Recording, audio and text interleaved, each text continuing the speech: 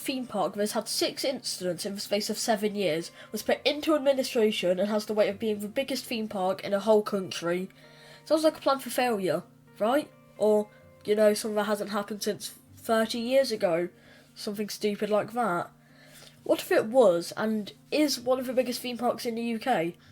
I'm being M&D, and today I'll be looking into the highs, the lows, and the troubled history of M&D's Scotland theme park, possibly one of the most dangerous theme parks in the UK at the moment, or even ever.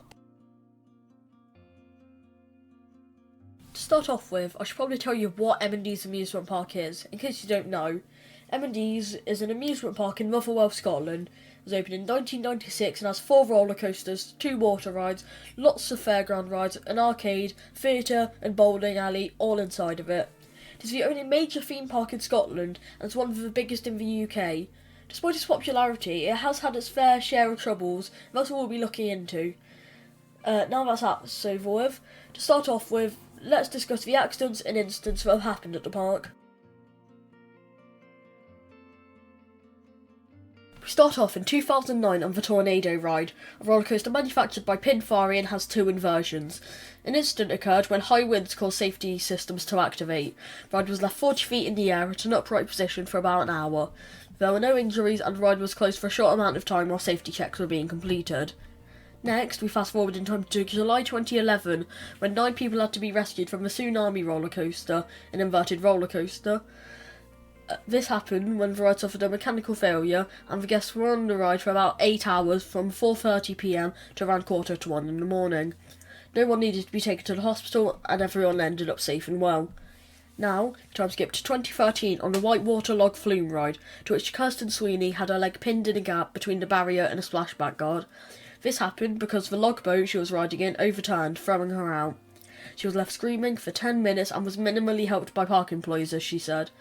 This left her needing 11 heavy-duty stitches after her calf had been ripped open from side to side. She has been openly saying that the park should shut down before someone gets killed. She received no compensation and the ride was back up and running after 20 minutes. In 2015, another accident on the same ride happened, where guests were forced to walk down from the ride's highest point after the ride yet again slipped on its track. We arrived back to the Tornado ride, but this time in March 2016. This time due to people having to be rescued from the ride, which was at a height of 20 feet.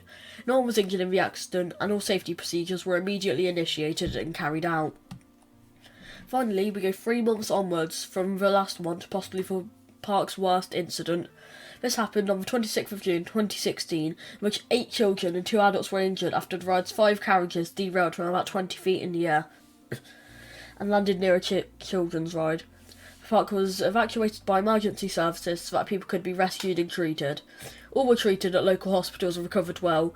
The park was fined £65,000 and was shut for about 3 weeks, while safety checks were made. The incident was revealed to be caused by inadequate weld repairs on the axles of the passenger cars.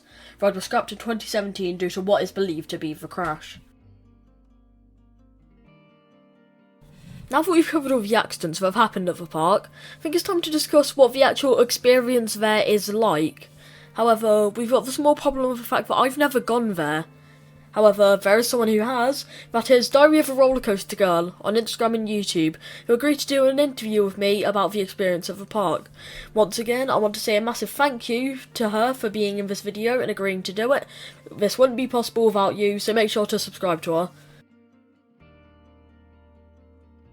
For the first question, I asked, what was your ride experience like at the park?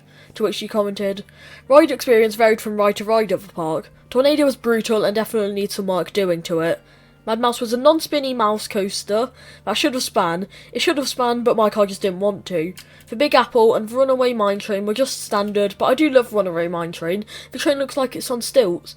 The Condor was closed on my visit, but I did most of the other rides, including the Log Flume, which was good fun.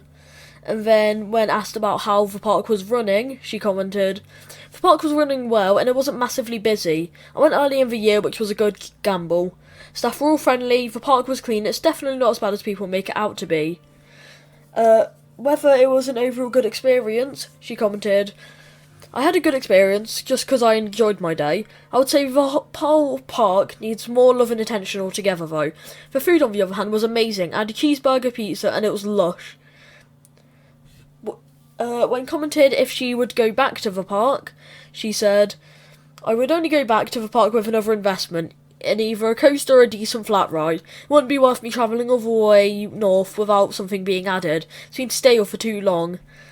What do you think it could do better in the future? She said, "More rides and more investment for sure, and to say bye-bye to a tornado." So yet again, I want to say a big thank you for doing the interview if you are watching this, and that's it for this segment. For our final segment of this video, I'll be discussing the recent events of the park. Well, to start off with, on the 23rd of April, the park went into administration after the former owners closed it with debts of £3.7 million British pounds. 165 employees were made redundant just 2 days before payday, getting no furlough payment, causing outrage. Former worker said, "It is disgusting. What they did to us just 2 days before payday was horrible. Have they no feelings for people who worked for them over the years?" On the good side of things, it was taken over and pulled out of administration by the family of the former owner and the company Lockview Theme Park. They seem to be slowly reopening the park and are looking to put the park into a better place and out of its debt. That was the end of this video. Hope you guys enjoyed this, so don't forget to like and subscribe if you enjoyed. It helps me out a lot and I'd greatly appreciate it. I'll see you all soon. Bye.